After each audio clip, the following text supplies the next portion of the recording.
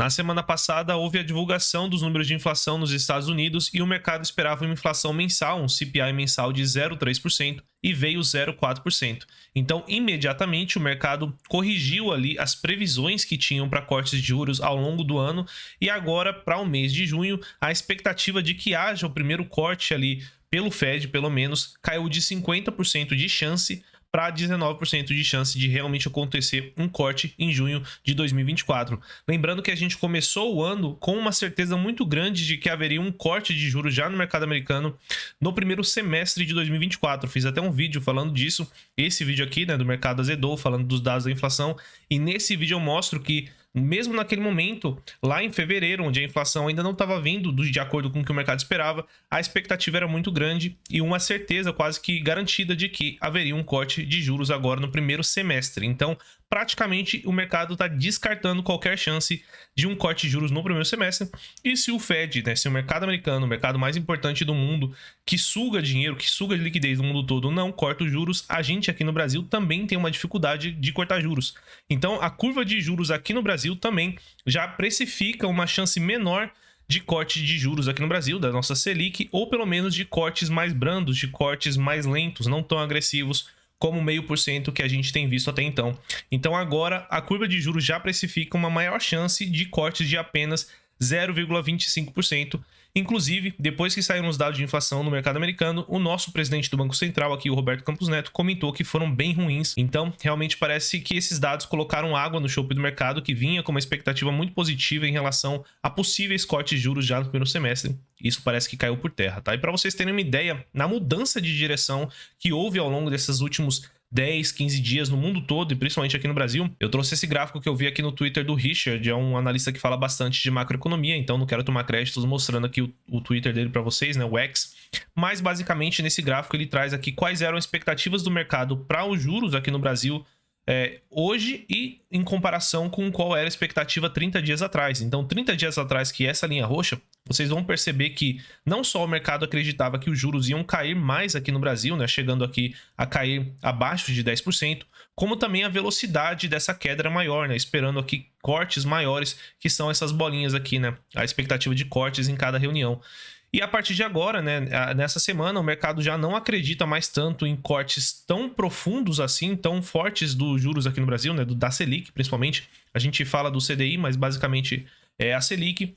E agora a expectativa é de que os juros não vão cair mais tanto ao longo de 2024 e 2025. Já se fala até que o pouso aqui dos juros no Brasil seja 10% e não mais 9%, como a gente imaginava. Então isso tudo aconteceu nos últimos 10 dias, talvez até menos de 10 dias.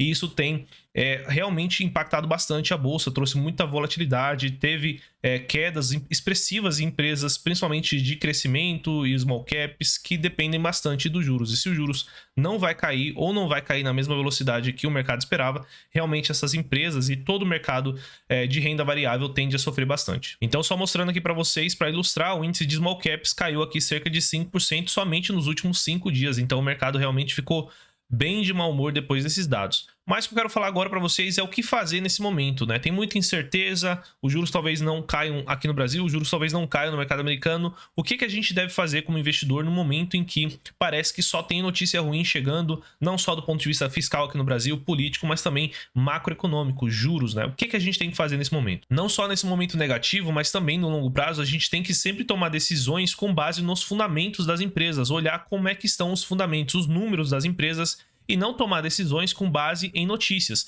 A gente fala de notícias aqui no canal, é um assunto de interesse da maioria dos investidores.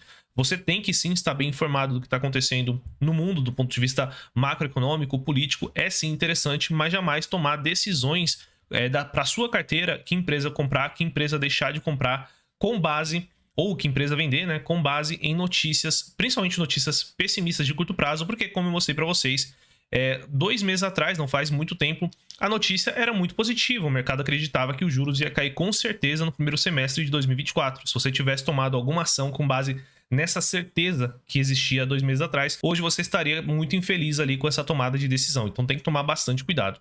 Então a gente tem que pensar nos fundamentos das empresas, tá? E quando a gente pensa nos fundamentos das empresas, a gente tem que olhar lucro operacional, EBITDA, receita, tudo isso é o que mais vai importar. Então tem esse balanço aqui que foi feito para o resultado das empresas do ano de 2023, foi feito pela Elos, tá? Elos Consultoria, e eles fizeram aqui, separaram aqui muitas empresas da Bolsa, né? São 275 empresas da Bolsa.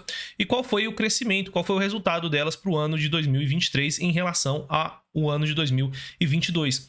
E aqui a gente consegue ver que, tirando empresas financeiras, né? Então eles tiram desse balanço empresas não financeiras e tiram também algumas outras empresas da B3. Então a Petrobras, a Vale, a JBS, Suzano e a Oi, tá? Por que tira empresas não financeiras e tiram também essas grandes empresas de commodity? Porque se você considera essas duas categorias, financeiras e essas grandes de commodity, basicamente é mais da metade do índice, então isso daí pode distorcer qual que foi o crescimento de lucro ou de receita da maior parte das empresas, porque se a Petrobras, por exemplo, tem um crescimento de lucro de 100% de um ano para o outro, ela vai acabar distorcendo aqui o cálculo desse tipo de tabela comparativa quando ela é feita, tá? Então, assim você tem uma visão mais limpa, né? Então, se você tira também as empresas de commodity, mas deixa as financeiras, você cai também em outro problema, porque aí as financeiras vão representar sozinhas ali 30%, 40% do restante do índice, tirando as de commodity. Então, geralmente, quando se faz essas tabelas, a gente tira as grandes empresas de commodity e tira também as empresas financeiras, deixando todo o resto das empresas da Bolsa que tem um tamanho